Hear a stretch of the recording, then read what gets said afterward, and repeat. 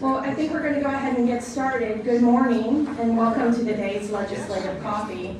I'm Laura Blake Bors, the chair of the Garden City Chambers Government Affairs Committee, and will be the moderator for today's event. Before we begin with our update, we would like to thank the following sponsors who have helped make today's event possible. If you are a representative of one of the organizations, if you could please stand to be recognized. St. Catherine Hospital, Compass Behavioral Health, Garden City Community College, Benton County Farm Bureau Association, and Fry Eye Associates. Thank you very much. I would also like to thank the Garden City Chambers Board of Directors for their time and commitment. If you are a member of the board, if you could please stand and introduce yourself. Sure. Maxine Atkinson, ARC Real Estate. Steve Carlin, USD 457. Matt Allen, City of Garden City. Thank you. And then finally, I'd like to introduce the Government Affairs Committee. If you are a member of the committee, if you could please stand and introduce yourself as well. Still Steve Carlin with USD. Lisa Southern, Compass Behavioral Health. Maxine Atkinson, ARC Real Estate. Let's go, Matt.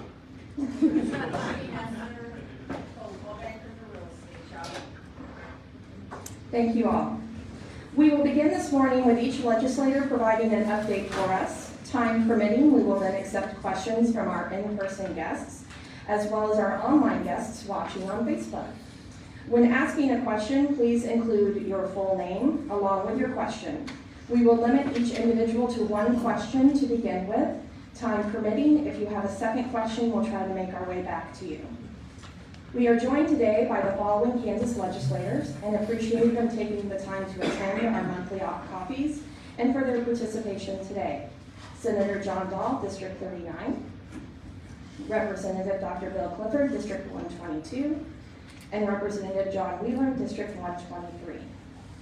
At this time, I would like to ask each legislator to provide a brief update, and by virtue of some peer pressure, it is Representative Clifford to start.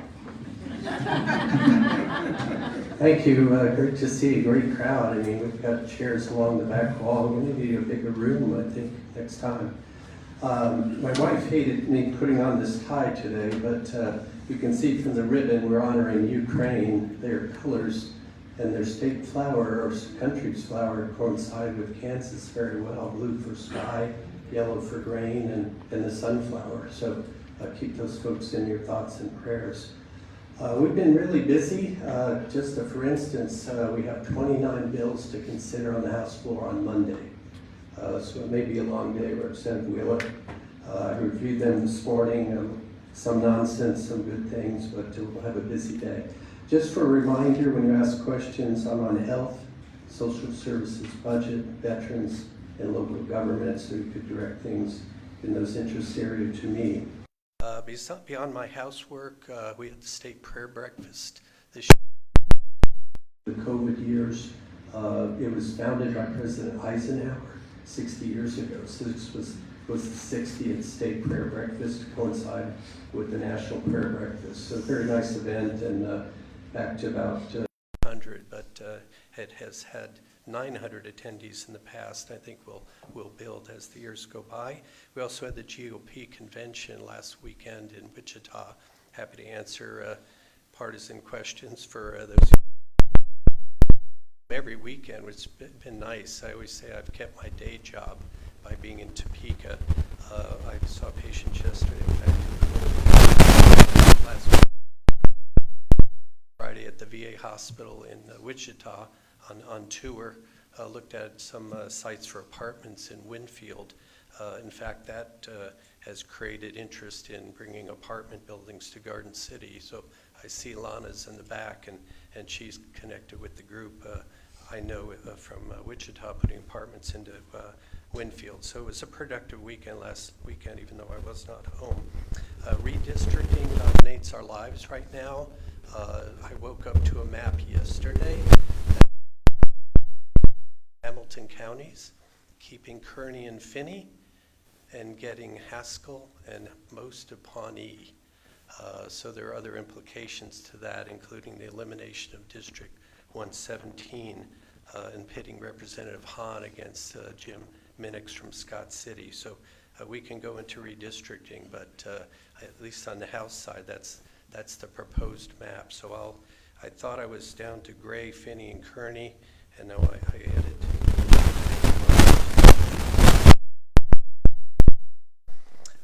I'll leave it there. I want to leave a lot of time in our hour and a half for questions, so I'll defer my time to our next speaker. Thank you.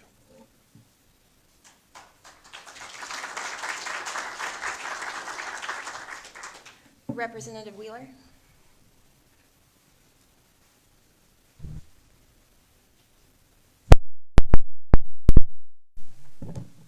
Good morning. Feels good. This has been an unusual session, but we are accomplishing things along the way. The redistricting, I want to mention that right now, at least the map that I have seen, nothing is final yet. It looks like my district, District 123, will still be entirely within Garden City. I may pick up the Pheasant Hills neighborhood up to the northeast, and I think my friend Representative Clifford picks up East Garden. Then that's the way the numbers play out, and that's what. I do want to say I still have a cemetery. But I'm in the wrong party. Capers, I want to mention Capers. Senate Bill 421, we finally paid off the Capers debt, and it is now 80% funded. It's about time we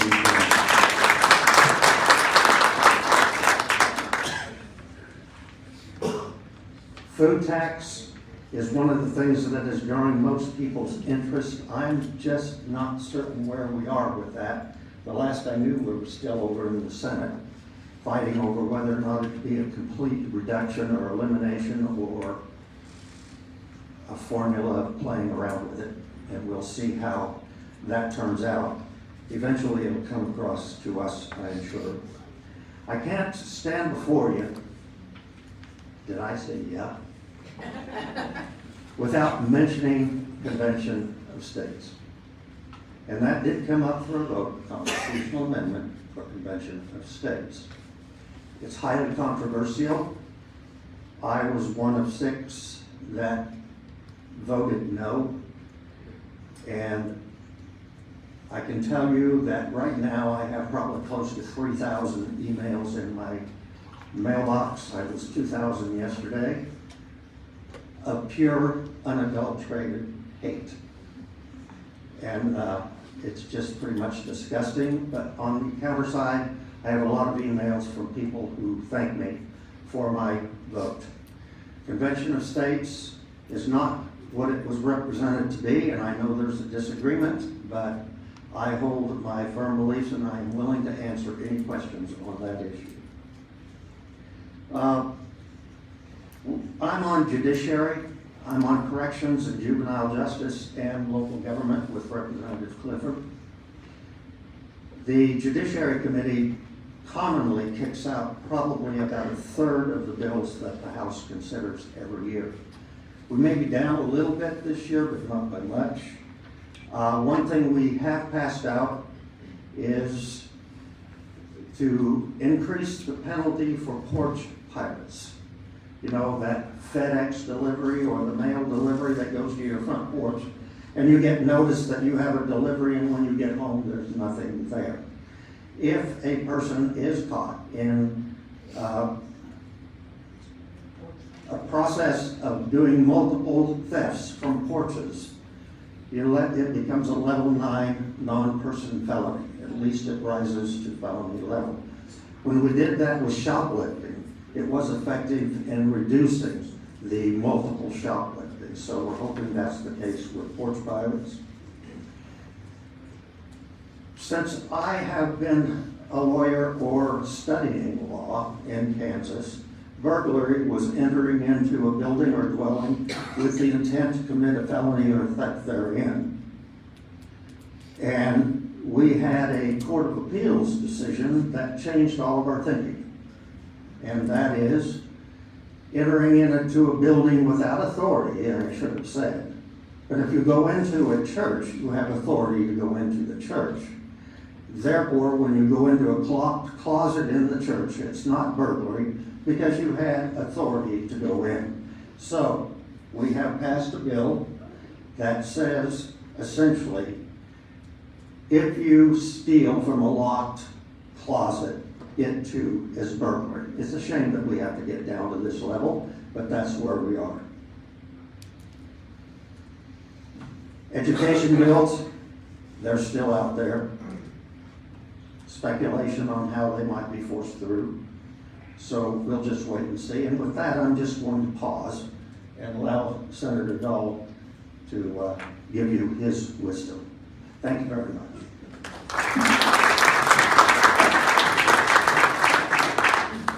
One other thing. Pardon me, Senator. Monday morning, I'm going to return to Topeka today, but I have the honor to present a resolution at the well of the House to the full House in recognition of the life and the service of Representative J. Russell Jennings.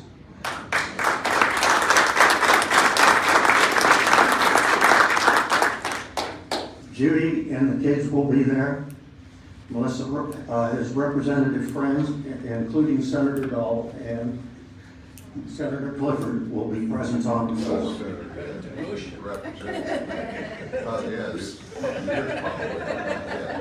You know, I can't hear a thing, and I don't know it's because I can't hear you or I'm ignoring you. Did I call you a senator? You're trying, I know everybody is.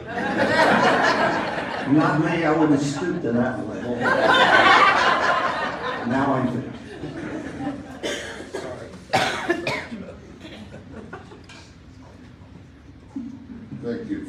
Thank you guys and the chamber and such and the sponsors for putting this on. And thank you guys for coming here. You know, there's a lot of things, weather's nice, yard work, all this kind of stuff happening. First thing I want to do is I want to commend Representative Wheeler. That convention of state votes is a very, very hard vote. In my opinion, it was an easy vote because I think this is a very, very bad thing going a long way. But that's neither here nor there. I'd be happy to answer questions if they go on. But it is repeating history all over again. We were happy, I think we were happy, I think Marilyn Douglas is happy as always, because she's been working on this forever. But the APRN bill passed, and I'm not sure where it is with the House and Senate, but it got through the Senate, which, you know, out here, we have, a lot of the doctors didn't care for it, but we have a shortage of providers, especially in rural areas if you get around Elkhart and things like this. So for us out here in rural Kansas and Southeast, I think this was a very prominent bill, and I appreciate Marilyn's work on this. She's been diligent. Pain, actually, but in a good way, When you, yeah, and I mean it as a compliment. She didn't let it go until she got it across the finish line. You know, the sales tax, the food sales tax, you understand for every penny we take off, it's $70 million off of our budget. So I think what happened in the House, Adam Smith's committee, is that they think it's 3 point. I wanted to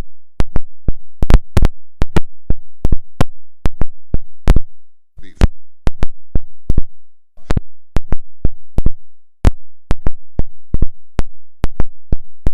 plus right now. It's coming from. It won't. We have this bill that at zero in. It's very comparable to Governor Brownback what he did with income tax. It could come back and bite us hard. I hope we can get it down to zero, but we need to do it in increments. We need to, if we hit this benchmark, I think we can take it down a little more. We hit this benchmark, we can take it down, but we don't want to go from 100 mile an hour to zero, in my opinion. The other thing that they did out of the House, though, is they, you know, I think the sales tax is 6.5 in Kansas. They took that down a quarter of a point to 6.25 was the bill that came out of there, I believe. Another thing for a lot of us, because we're in an ag area, starting July 1, we passed a bill for the people that had the fires and all that sort of thing. There was an amendment put on that after July 1, all fencing products, T-posts, barbed wire, whatever you're doing for fencing, after July 1 will be tax-free. So if you're thinking of building a fence and such, hang on for just a little while. July 1 would be a lot cheaper for you. The budget, I voted against the budget. There's some certain things that are near and dear to my heart. But back in college, I worked with Special Olympics for 3 years. I was regional coordinator for 3 years. We get the budget, and I told the governor right off the bat, we've been funding special education at 68%. Statutorily, it's supposed to be at 93%. We have this excess money. And instead of doing food tax and all this other thing, giving everybody $250, which is fine and dandy, we need to take care of what is statutory. One of the things that's statutory is that we need to get, I don't expect it, and I told her that, I don't expect it to get it to 93, but from 68, we need to get it to like 80. You know, we need to make it going north instead of going south. And so in the budget, they took out $74.1 million out of special education. And so for the very first time in the 10 years, everybody, you can do an explanation of speech. You know, there's been times, especially when I was growing my hair out and all angry and we weren't getting any representation out here, I would stand up and raise a little cane, but I would never put it in the journal, spread it across the journal. For the first time in 10 years, I did that over this special ed. I think most of us need to take care of ourselves. I want taxes as low as they can be. But people that are vulnerable, and special ed kids for the most part are vulnerable, that's what government is for. I don't mind paying taxes for that sort of thing. On the redistricting aspect, I lost Haskell, and I picked up Scott and Lane. So get to go hang out with Heineman and Scott City. I used to teach there, so it's going to be kind of fun. Next week, things are now, we're right at the end. We're not in committees anymore, so this is when the rubber hits the road. Next week, we have 4 education bills that are coming up that some of them I think are awful. One of them is 455. It's to transfer students. That means a kid can transfer to any school he wants without any repercussion. I don't know how a school could do a budget.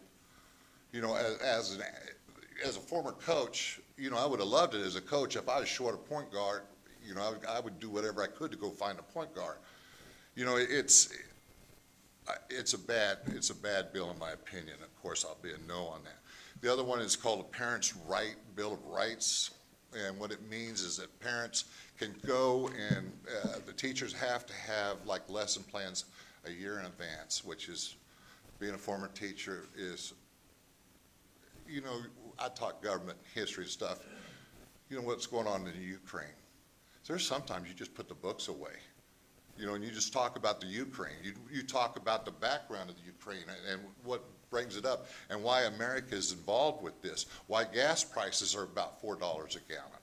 You know, you bring those up. You don't take out the book. So I think a good teacher has to make these adjustments. Yes, you want to follow the plan, but I think it's on the parents. They need to ask their kid when they come home what's going on at school, and if they don't like what's going on at school, they need to go talk to the teacher.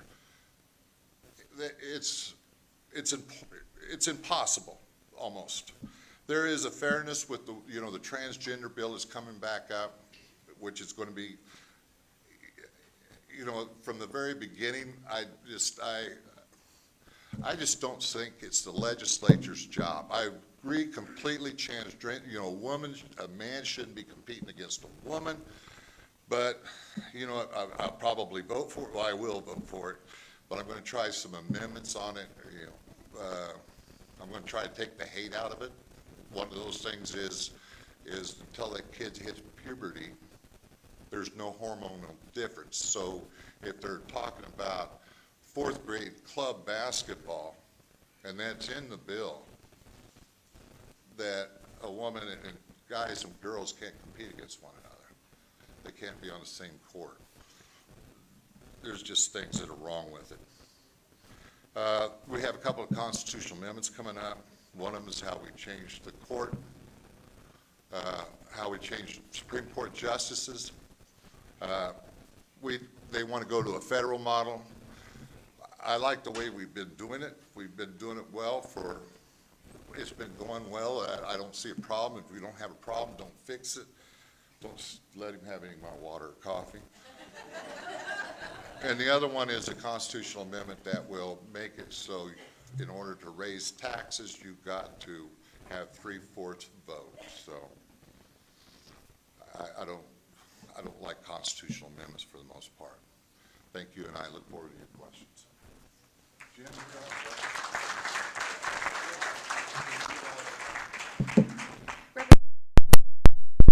As well, please.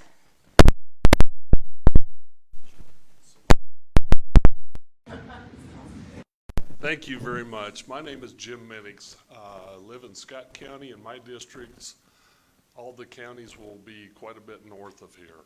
It's nice to see some friendly faces out there I haven't seen in a long time. Sorry I was late this morning. We had a calf born in a wet spot in a triticale pasture.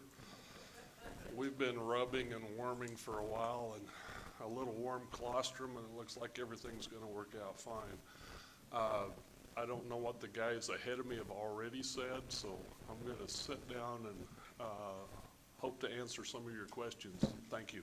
Would you just say your committees so they'll know? Sure. I'm on water, transportation, pretty busy in all three committees this year, but if you have questions on those areas, I'd be glad to chat with you.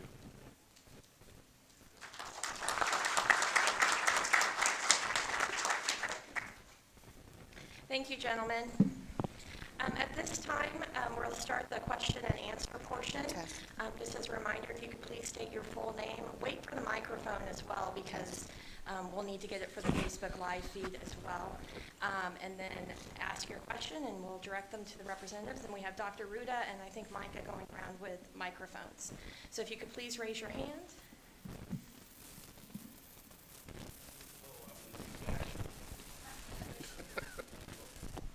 Larry Jones, Finney County Commissioner. Question, with the redistricting, how much representation are we going to lose in western Kansas? So we'll lose 2 House districts, one equivalent of 1 Senate district. Over in McPherson, Rick Wilborn, who's Senate Vice President, has not stated, but he will not likely run. So he's been pitted against another Republican senator in a combined district. The House redistricting, as I hinted at before, the 117th, which was Leonard Mastroni's district, occupied by Tatum Lee Hahn now, will disappear.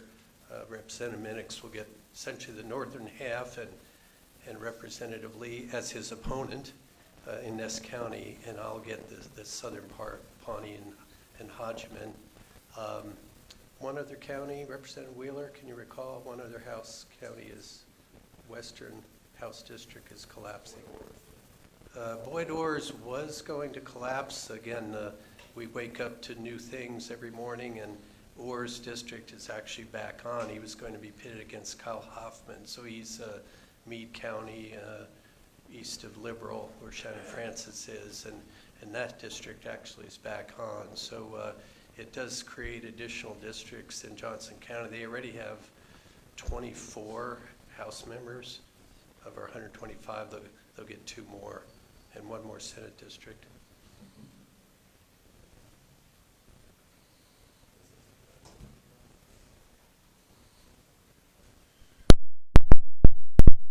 We're going to kind of change around a little bit, but as far as what I consider Western Kansas, we're not losing any representation. It will change. I voted against the map because we had Lawrence in it. You know, and you take the four bordering states along with Kansas, and you ask most anyone, the two most liberal cities in these states, these 5 states, they would say Boulder, Colorado, and Lawrence, Kansas. And we have, gerrymandering's been going on forever. A guy named, it was a representative, I believe, a congressman out years and years and years ago. Last name was gerrymandering, actually. And so that's what it's called. And what they're trying to do is they're trying to split so they can get Sharice Davis out. And so that's the purpose of, they're trying, there's some strongholds, not many, but strongholds for the Democratic Party in the Senate, I mean, the congressional district, and they're trying to split that up so. So, there again, it has nothing to do with me. I'm a policy guy, I hate politics, like policy, to me is absolutely all. Policy, put Lawrence in with us. But if the Senate, does it not preserve Senate maps to 2911?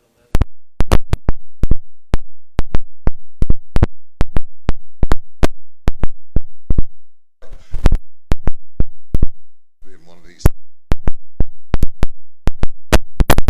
And I love being in politics because nothing ever dies. And all of a sudden, our district map Back. did, but now it's changed again, so we're working on it.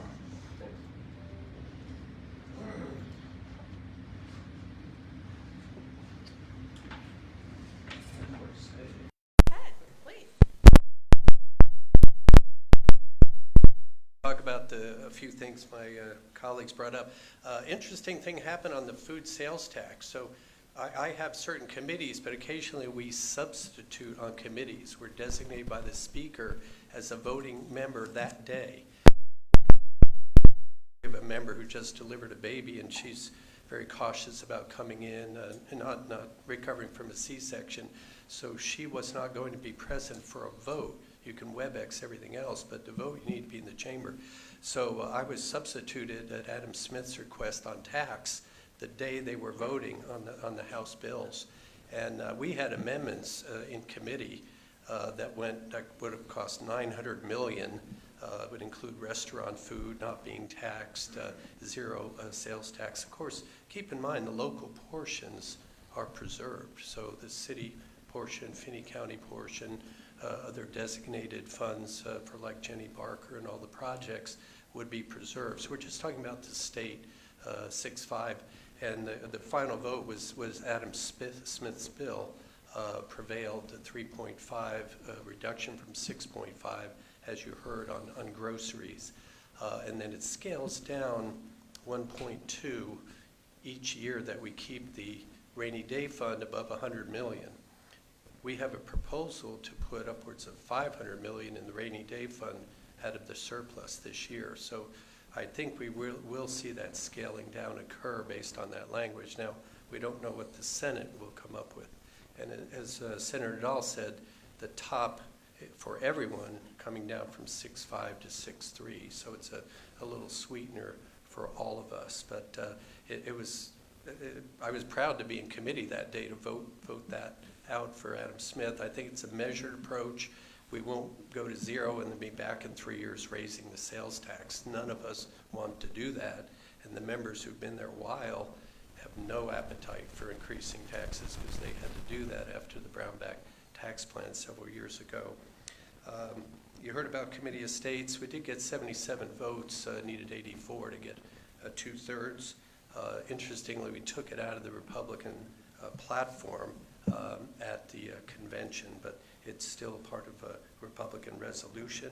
The part about burglary within buildings in which you're allowed to be, you might think about Airbnbs and other places you stay to ski. There's a locked ski locker with private effects of the people who own the residence. You're now going to be accused of burglary if you were to break into that particular room. And I value them both. I don't want to be particularly partisan, but I do have yard signs and bumper stickers that if you want any of that material, I received some and be glad to share it with you afterwards.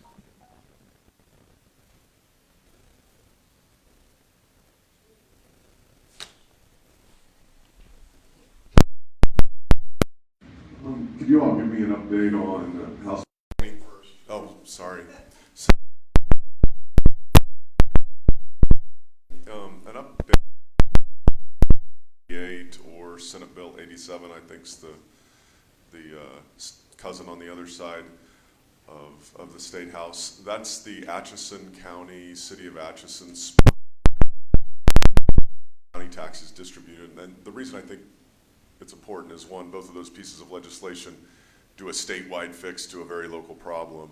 The other is the City of Garden City, City of Holcomb, and Finney County have quite a bit of intertwined sales tax and have worked that out over the last 3 or 4 decades locally pretty successfully, I think. And it would appear that legislation would be Atchison County's problem, but may create a bunch of problems elsewhere, including Finney County. My kids when they forget to say please, so we may forget to acknowledge the questions without the full name. Just giving you a hard time, Matt. So. Matt, that was heard in tax either Thursday, but there was no final action that I'm aware of. I wish I had my laptop, I could tell you directly, but as Matt knows, many of you might not, the Kansas legislative website is very robust. So if you want to see our votes, there's right at the top under our names is voting record 2022. You can search by bill number, by topic, and find out the status of bills, the financial note, the explanations that we will get on Monday. They're all there. So I'm sorry I can't address that. We do run into that, and we in the West like local control. You've heard localist from Senator Dahl all the time. I feel the same way, and we frequently get, it's like on, Johnson County battles against their state legislators, and those things are promulgated across the state. So I think you'll find most of us voting against things like that.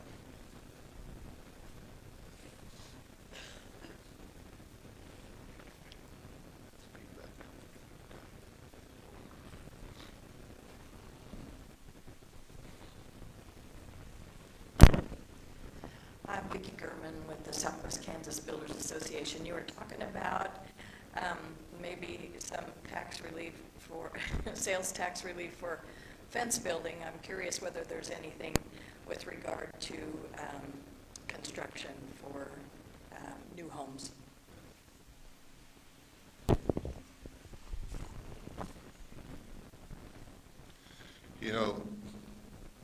Pet peeve I have is when somebody says, that's a great question, because I really feel a lot of pressure if I ask the next question. If they don't say it's a great question, I'm like, God, my question must have been terrible. But that's a good question. And what we're doing is there's, I think, $50 million that we took to put in rural housing. So they're not so much a tax break. So what we have to do, and I'm not sure how we go about it, but we have to make sure some of this money goes to Western Kansas, because I think it was a year ago. It was a year ago or 2 years ago, Lana, when they had that big grants and not one penny went west of Salina. That's correct. And I gave, oh boy, did I give them heck on that. And it was that guy's first day on the job, and he was testifying in our committee, and it was the first day that he reported to us, and he was in there being all cheesy and such because it's his first time and everything, and I gave him hell. But we got to make sure that some of that money comes our direction. But I don't know of anything on tax relief, but I know that money, so that's the same as tax relief in my opinion. And it's supposed to all go to rural development, wherever that means. We had I think something that went from 35,000 to 40,000. It would have impacted 2 counties, and that's us and one other one because we dropped from 35,000, or 40,000 to 35,000, and we're like 37. And that was in, I thought it was an ag committee. I'll have to look back on that. I don't know what it is, but we got 50 million in there. And the 50 is in the House budget as well. Appropriations kept it in. But to structure it, now it still might not go west of Wichita. The subsidy per housing unit was like 40,000 if the population of the county was under 8,000. And then 8,000 to 25,000 people, it would drop down to about 30,000. And then everybody else, the subsidy per housing unit, apartment unit, single family home, was about 20,000. So they scaled the subsidy amounts. Again, there are southeast counties that have low populations as well, but I thought that structure at least pushed it to rural. There was a hearing Thursday in finance and rural development, and a number of developers came to talk about the moderate income housing tool and the RHID tool, which of course we've used here to great benefit, and those of course are not changing, so we'll still have those tools. Again, the battle will be when they get down to how much money will end up in the final budget. But so far on both sides, it's 50 million for those to subsidize that.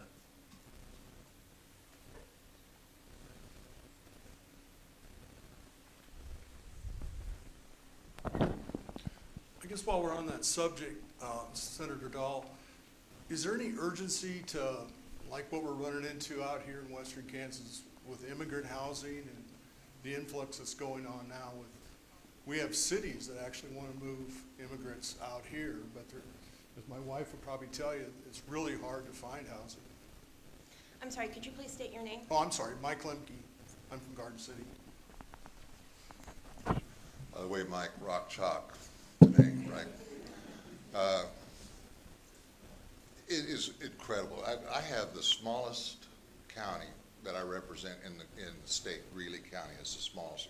Remember that one dude, what was his, Vermin something Supreme, that was running for governor, and all he cared about was winning Greeley County, and he was just, all his time he spent in Greeley County. But anyway, but you go to Greeley County, and the first thing they'll tell you what we can do to help them is housing. You come to Finney County, which is my by far, most populous county that I represent, it's housing. You go to Wichita, it's housing. So there is so much emphasis at the State House on housing. But, you know, with this inflation coming, the cost of wood going up, you know, it's a tough time, and it's a balancing act. But yeah, Mike, that is probably one of the biggest issues that we deal with in commerce, and is the housing situation. And we are all very aware of the shortage that we have, regardless of what county you go into. And you can't grow if you don't have housing.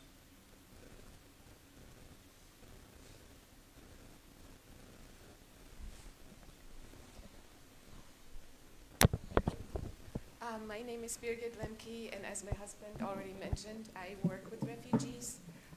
As we're all looking at the Ukraine crisis right now, I'm working with the Afghan crisis that occurred in August. I'm helping the Afghan refugees resettle here. We have about 600 that are in Kansas. And I know this is more a federal question, but Senator Dahl, maybe you can answer what is happening with the Afghan Adjustment Act. They're all looking at the green cards. I mean, they're our allies. They have helped us. Now they are here. What is happening with the Adjustment Act, and what are your thoughts on it? How can we help?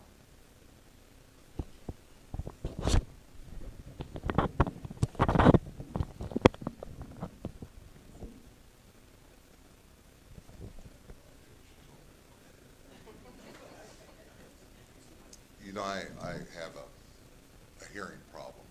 Did you talk about the Afghans? This is what you're talking about? Yes.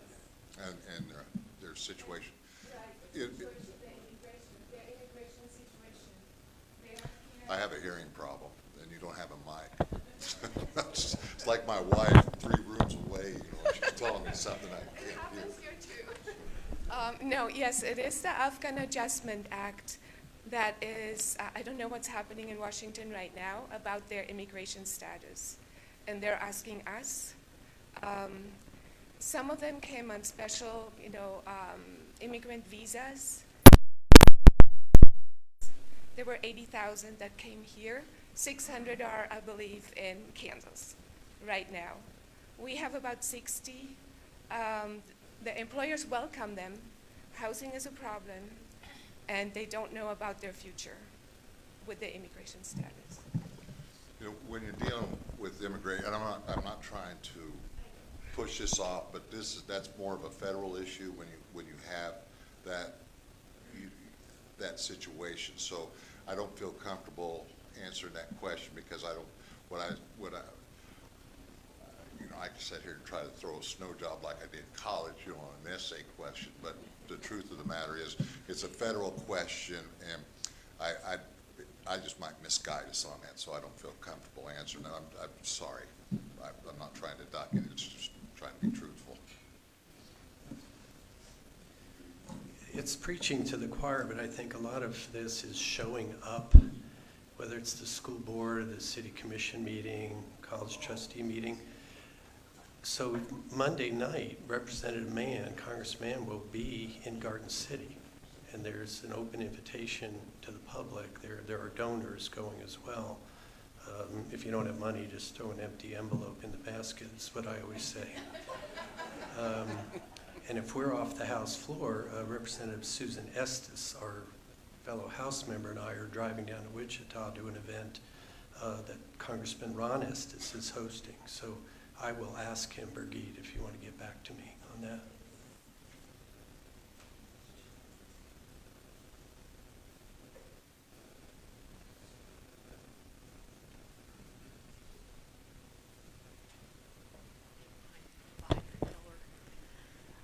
Hi, I'm Deanna Berry, freelancer now.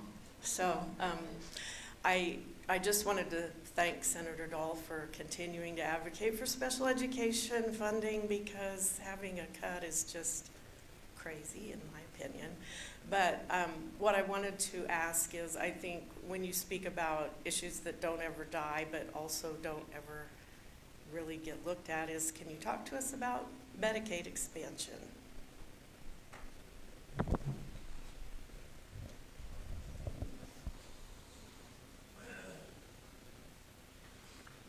I was for Medicaid expansion before it was sexy to be for Medicaid expansion. So we have no chance. It could pass. If it got to the floor, I think it would pass. I honestly do. At least the Senate side, they could probably answer that. I know back when I was in the House, it would pass. In fact, it passed the House, but they wouldn't take it up. One of the things that really shocked me when I got into being a government teacher, I thought I knew everything. It's just like coaching. Every year I got dumber, but the Speaker of the House and the Senate President have so much power, and there's not a will for them to help the 150,000 people, the working poor, to expand Medicaid. To me, it's just, we're one of 14 states that haven't done it. The excuses are kind of running out, in my opinion. But we just, Thursday, took it out of the budget. It's always in the budget, just like LATVR is always in the budget. That's the tax relief, that we send back to the counties, and every year it gets taken out. And it breaks my heart, because they're, again, just like special ed, these are people that need our help, and for the most part, none of us in here should probably need our help, but they do, and we just turn our back, and it breaks my heart.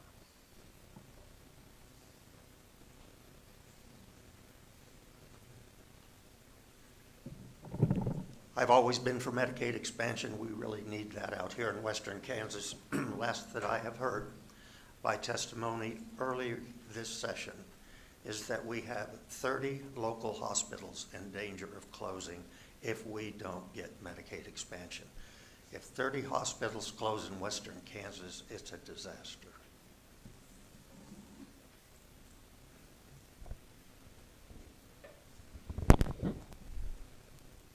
Good morning. My name is Brittany Martin, and I work for Care Portal, and I own a business aimed to inspire meliorism. And I wrote my question down so I wouldn't ramble. But what is the best way to contact each of you if somebody would like your attendance at a community event, or if we currently receive funding, like state funding for social service programs, and we just want to make sure that you guys are aware of kind of what's going on out here? Thank you.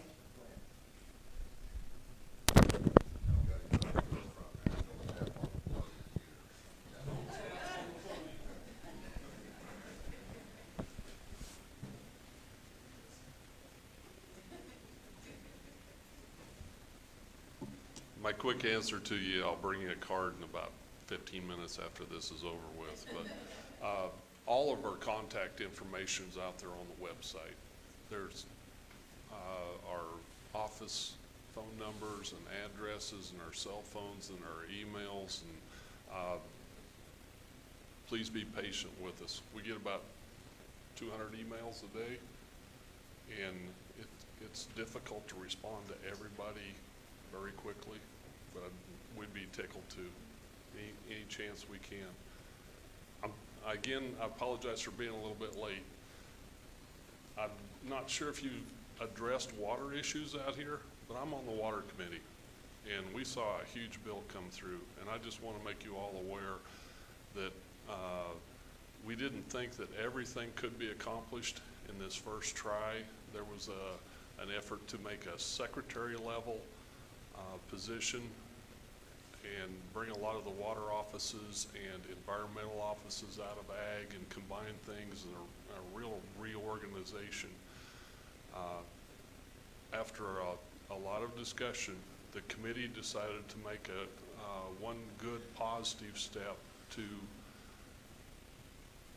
try to make a long-term fund to address water issues, both here and in eastern Kansas. In eastern Kansas, we have a big problem with reservoirs, the silting, and the need for flood control and municipal water.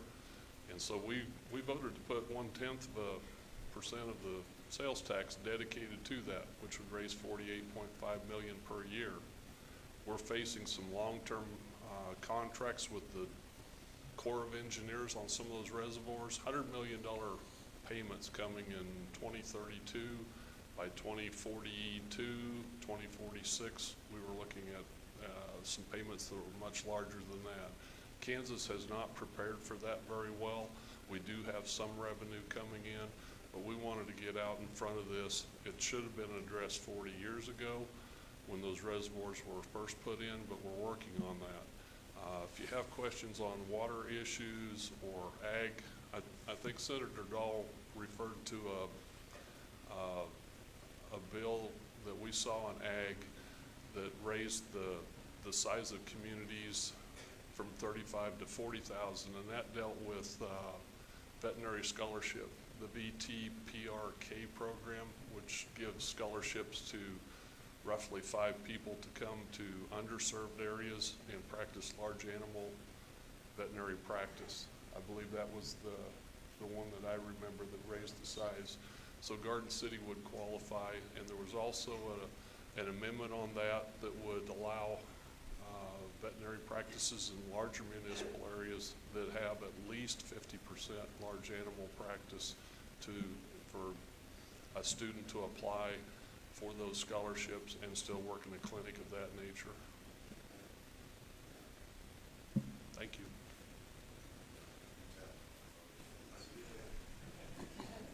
Just on the contact issue, if you email me, please put that you're from Garden City, Holcomb, wherever, or even Oxy or Norton. We get tons of emails from eastern Kansas, which I tend to ignore sometimes. But if there are 1,000, you have to. But I would respond to my own constituents or anybody from the Southwest. My cell phone is 260-5799, If you want to text me, please do. All kinds of things get introduced that maybe are not ever going to have a hearing, or it had a hearing and it's going nowhere.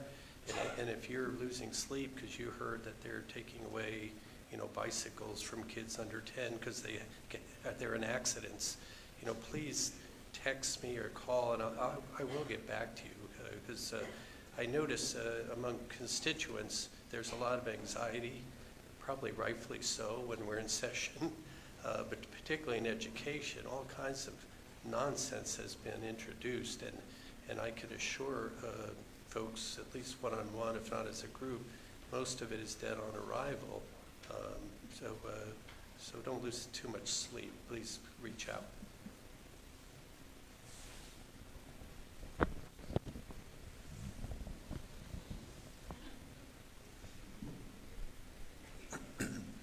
I just want to add to your question. Google Kansas legislature. You will then bring up the legislative website, pick Senate or House at the top. If you want contact information, click on roster. Give home address, give telephone numbers, everything. Is that helpful? Yes. And I want to ditto Representative Clifford. Please put your name and that you're from Garden City on emails. Otherwise, they're just going to get deleted.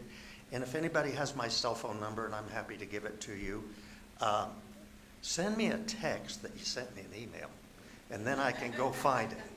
And it really gets that bad because when I get back up to Topeka today, I'm going to spend the day deleting emails, and it will take all day. Thank you very much.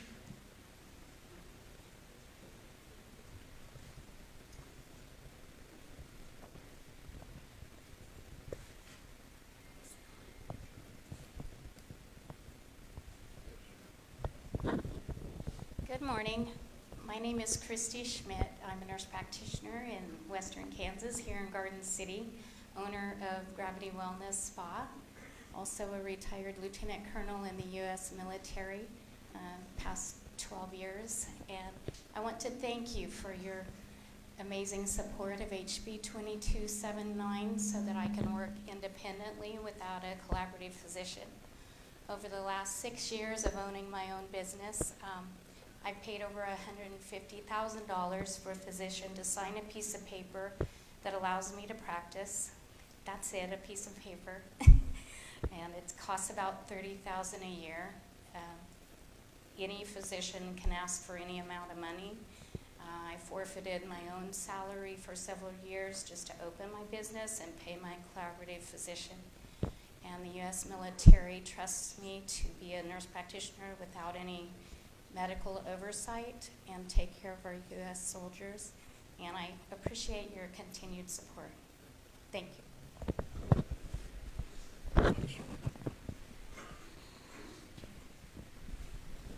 First, thank you for your service. Greatly appreciate it. Second, I think the lady sat in front of you, Marilyn, you need to talk to her because she was persistent. But I wanted to address emails just for a minute. I think one of the most frustrating things for me up there, and I know, but we get lots of emails, and there's nothing more frustrating for me than they all say the same thing, and they're just signed at the bottom. And it was just, and then you just get flooded with them. And it's a small thing, but I'm telling you, hundreds and hundreds and hundreds of them. And if they're from my district, I don't mind them, but I do mind. I don't like it when they're form. You know, I just sit there. Somebody will send me a form when I says, "You have my cell number. You know, I live 2 houses down from you. Why are you sending me a form email?" But if you want to, that's cool, but just know it's a pain enough. It's a pain. It's just why we were talking about emails anyway. I do want to comment on 2279, Christy, because it's not over. So that bill's been around a long time, or that issue. I'm a physician, obviously, I understand the issue. Marilyn Douglas, I mean, she's reaching out every day to me. We spoke as I drove here on Thursday. So what happened in the House is the House members didn't like the process. It went through as a gut and go in the Senate without a committee hearing in this current session. And I haven't been here before, so I need to know about these things. And it was sent over, there was an amendment on in the Senate. I was in the gallery to listen to that before they could do a division to see what the actual count was on the vote. It may have gone either way, so an amendment defining the practice of medicine did not get on it. Came to the House, up or down vote. Again, the members said, well, what was the hearing in the House? Never went to a House committee. So it circumvented the regular order, and we had 90-some votes to send it to conference committee because folks did not like the process, not necessarily what was in the bill. So Monday morning, there'll be a conference committee, 3 House members, 3 Senate members, Health Committee, Chair, Vice Chair, and Ranking, and similar from the Senate side to work out things. Be careful what you ask for. There are problems, Marilyn and I have talked about this, as I see it, in the malpractice portion of that bill. Folks under these agreements with physicians have a bit of an umbrella. You come out from under the umbrella, and now the lawyers can hang out to dry. So it doesn't provide for the Healthcare Stabilization Fund participation, with which CRNAs have, nurse anesthetists and nurse midwives. I'm in the Healthcare Stabilization Fund, and it keeps our malpractice claims settlements and costs way down. So again, conference committee will work that out, but it did not follow the regular process. And when we get 90 votes on something, that means the membership did not like how it was done. So we'll see what comes out of conference.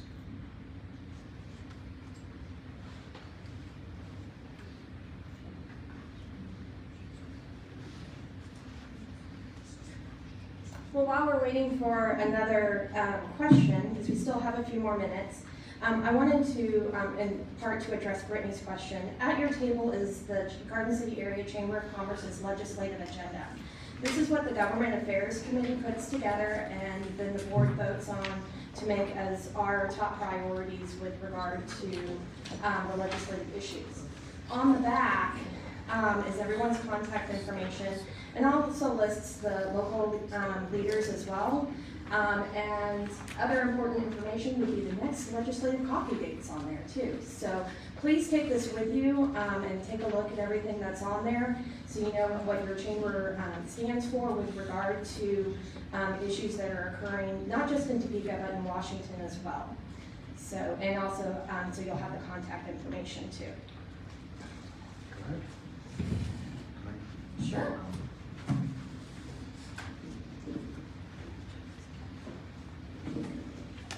You know, taxes is always, it's a real touchy subject. And, you know, Governor Brownback, when he went to zero, I thought he was, you know, what he was doing I thought was wise until he went to zero with it. I wished he would have gone down and hit a benchmark, kind of like what we're talking about, food sales tax. And for All his strengths, he has so many. He's a stubborn. You know, he was going to stick with it to the end. But there's going to be introduced into, it's either going to be introduced an amendment or something. This is what's on the rumor in the hallway, is that Gene Solentrop from Wichita is going to introduce a flat tax of 4.7. A flat tax, if you recall, first time flat tax, a guy named Steve Forbes was going to do it way back when. And I was teaching school, and I can remember that was one of the times we put the books away and we talked about flat taxes.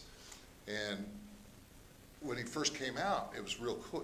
I thought it was fantastic, because if everybody's paying taxes, you know, your tax rate goes down, but he kept throwing more and more exemptions in. Every time you talked to Forbes, he read about Forbes, he was putting more and more exemptions into it. So when Gene comes with this flat tax, what's going to be interesting is what the deductions will be and who's deducting, being able to deduct. Because otherwise, I can't really favor it too much because it's going to raise the taxes on your lower income tax, the ones that pay taxes, and your middle income, their taxes will actually go up.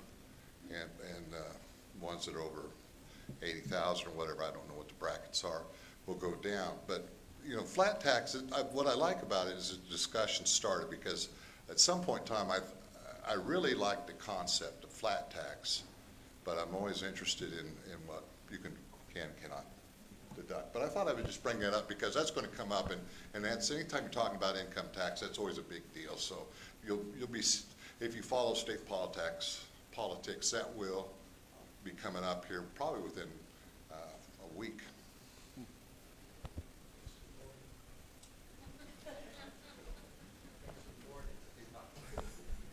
Mark Hind, here in Garden City, President and CEO of SDSI. We serve 18 counties as the Community Developmental Disability Organization.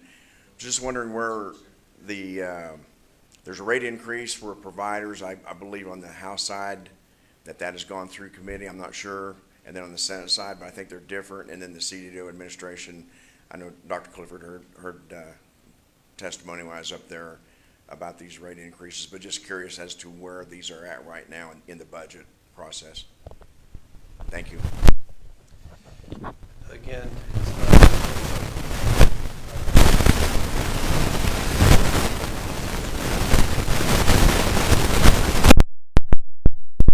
to 47, and then I had the 1.5 million added for the organizations like yours. That survived appropriations so far on the House side. We'll see where it goes. There were hundreds of millions of so-called enhancements, that's the word they use down in Topeka for increases in budgets. But I do think Representative Carpenter, Representative Barbara Ballard, our chair and ranking, defended our enhancements well. They're overdue for organizations like yours, for folks who are taking care of the intellectually disabled folks. So I think there's surplus enough for those things to hold. I'm going to segue a little bit into the healthcare space because I know that's one of our themes today based on the Chamber's policies. But you'll see all kinds of things in the news. We talked about 2279, the ARNP bill. Senate Bill 2280, we call it the Ivermectin bill. Senator Stephan from Hutchinson has promoted this. I don't like it. I'm a physician. I prescribed hydroxychloroquine. In fact, I considered taking it myself, but the supply was limited, and folks who have rheumatoid arthritis and other diseases needed it, so I decided not to take it.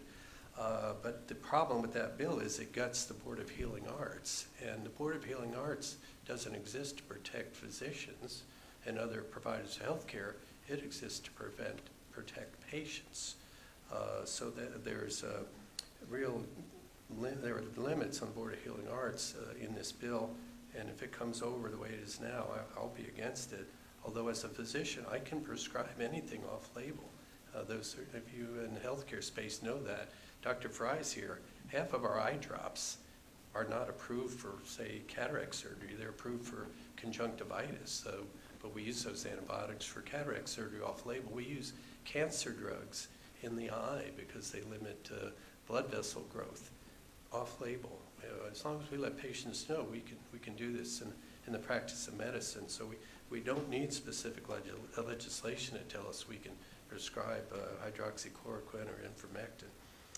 Senate Bill 489 will limit the authority of KDHE in pandemics. If we had foot and mouth disease break out in Finney County, we need somebody to control that on a statewide basis. I think it might be in the hands of the Ag Secretary now. Larry probably knows, but there are certain things that occur from a public health perspective that need some control. And 489, I would not vote for it. There's a positive House sub for Senate Bill 286 combined with House Bill 2620, which will enhance telemedicine. We've used it a lot in the pandemic. I was in Colby yesterday seeing patients on both sides of the clinic. There were telemedicine clinics going on. One was a pulmonologist from Hayes, and the other side was a neurologist. And patients have embraced that. We're going to enhance that. We'll also add the crime of interference with healthcare personnel. There have been tremendous amount of assaults within healthcare facilities. You've heard about the assaults on airplanes, of flight crew, but we're seeing it because of frustration of people, mainly more family members than the injured or sick, in emergency rooms, in hospitals. So that will enhance and create the crime of interference with a healthcare worker. And finally, Senate Bill 200 will allow pharmacists to treat certain things, 3 specifically, flu, strep, and urinary tract infections. This was not a bill that I would have favored in its original form. Pharmacy got together with medicine, with nursing, and they said, okay, here are the parameters, statewide protocols, 10 days things aren't getting better, you better go to a doctor. I think it was less than that. But because it was negotiated well, I would be in favor of pharmacists being able to give you a rapid strep test and put you on antibiotics and then tell your doctor they did it, or tell your healthcare provider they did it. So I think I call it the noise of democracy. I like it. It's not personal for me. Things that come to us having been thought out, worked out, I view very favorably. Other extreme measures promoted by individuals or one particular lobby, I'm not in favor. It's always going to be local control, though, in the end. Any other comments, gentlemen?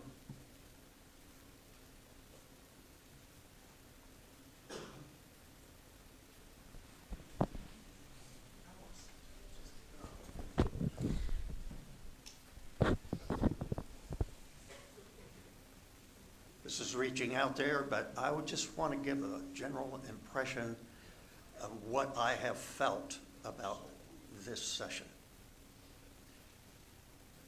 My first 2 years, when Don Heineman was the majority leader, we had a honeymoon.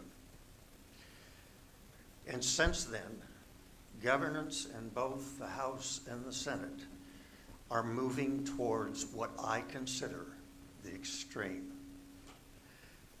And it's difficult to deal with. I mean, I can't remember for sure how many constitutional amendments we have now where people don't like what's happening, so you throw a fit, you jump up and down, and you want to amend the Constitution.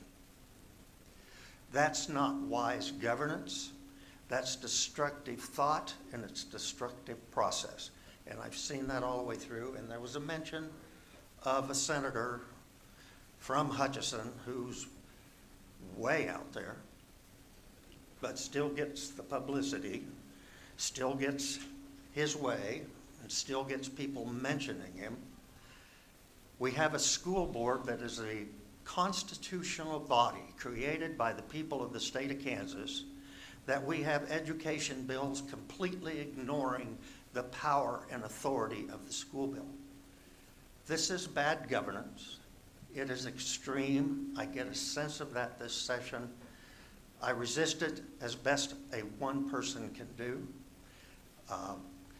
I am aware that I have colleagues who may agree with my negative vote, but may vote the other way, simply knowing that my nay vote is going to prevent it. That's politics, and that's okay. That's the way it works. But this is kind of an extremist session, in my opinion. John, you may not want to go too far. Laura Blake Boers, Boers Law. I didn't want to use the podium for my question.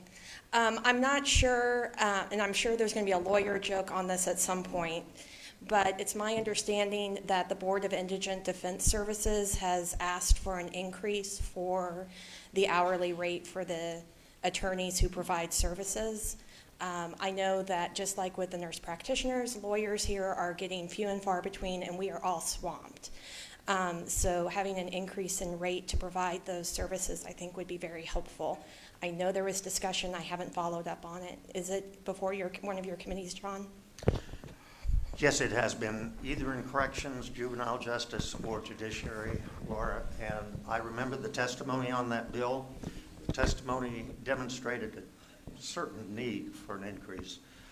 I will be honest with you, I can't remember what happened to it, and I will find out and get back with you.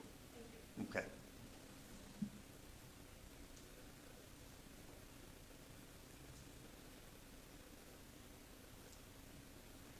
Any closing remarks, gentlemen? With regard to the protection of our healthcare providers from being attacked while they're performing their job, the testimony on that from the nurses and the doctors who appeared before our committee was compelling. I had no idea the danger our healthcare workers are working in daily. And they're working in a position where they may have a patient that they can't kick out. Here's the problem that I see, is that we made it a Class A misdemeanor.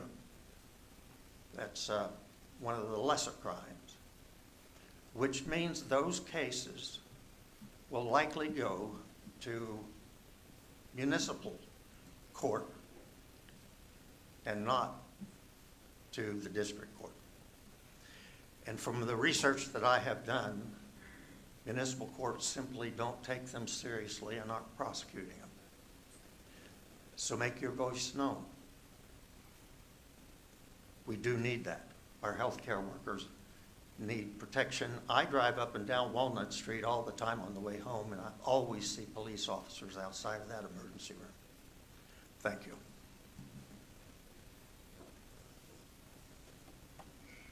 Gentlemen, any closing remarks?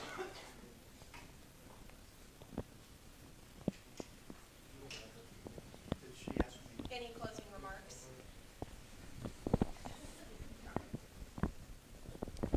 Ma'am, Any closing remarks? I close.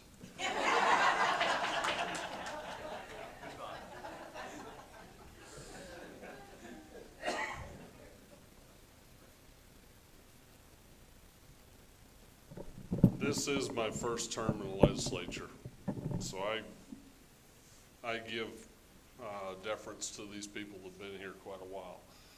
But I want to tell you folks that they've been working very hard. Just to give you an example, a year ago, we gave about $150 million back to the people of Kansas by changes we made on, what do I call it? Within the federal tax code, you could have certain deductions or exemptions, and we gave the people of Kansas the benefit of those same exemptions. And being new into the legislature, I knew we always had tight budgets. In my second year here, we have a $3 billion surplus. Okay, that tells me that our economy, even through COVID, continued to roll along. The Revenue Estimating Committee had estimated a huge dip. We got through the entire year, funded not all the services we would all like, but what we thought we could afford at the time. And it's probably more difficult to be a legislature when you have excess funds than when it's extremely tight. The easiest thing to say sometimes is no. These guys have voted to put some money aside for some long-term things that deal with water, capers, and many of those things. And I think that's a very wise choice to do with those excess funds. And we're gonna try to taper this thing down so there aren't any big shocks. That's the reason for the partial decrease in food sales tax and some of those things. We don't want to make some huge changes at a single time and have a lot of knee-jerk reactions back and forth. But I guess from a first year or first term legislator, I want to applaud the economy of the state of Kansas for continuing to work through a pandemic and for everything that we've gone through, the restrictions that some people have tried to force on us. I think we've done a really good job here in the state. And so I want to thank you folks for making my job a little bit easier, although more difficult when you're on the plus side of things, in a way. If that makes any sense to you. Thank you. I just want to comment on the politics of the situation we find ourselves in. We have a lot of emphasis on mental health, and of course Lisa Southern was just here this week. She's been down in Topeka several times, Vicki and others. We have the 988 phone number going into effect in July 1st, and Senator Moran promoted that quite a bit. Of course, like many things, it comes as an unfunded mandate to the state. Last year, the House committee, our health committee, approved a 50-cent per line fee. I might have mentioned that last meeting. And there was really no appetite for that. It came back to our committee, and I voted for a 20-cent fee. So I voted to reduce taxes. When it got to appropriations, they took the 20-cent fee per line away. So now I voted for a tax increase that somebody else had to take away. So we have to pay for it. Those lines are going to be answered on that 911 call, 988 call, I'm sorry. So it will come out of state general fund. So if you've seen the language, Lisa, it will be paid for. But of course, every year, that's another demand transfer. We may be fighting over that amount, 10 million right now. So when you see the postcards come out on us in the political season, know that we probably did vote on both sides of every issue at one point because of the position we do get put in. But I think all of us in our Western Kansas delegation work together very well, and we always have local interests at heart. We're not voting with the speaker, with the majority leader, with Johnson County. We have to cooperate in certain ways on their issues so we can get those 26 Johnson County reps to support what we need out here. But I'm proud to serve with this group. It's great that we're going to honor Russ Jennings on Monday. I'd encourage you to tune in to the WebEx to witness that Monday morning at 10 o'clock. Thank you.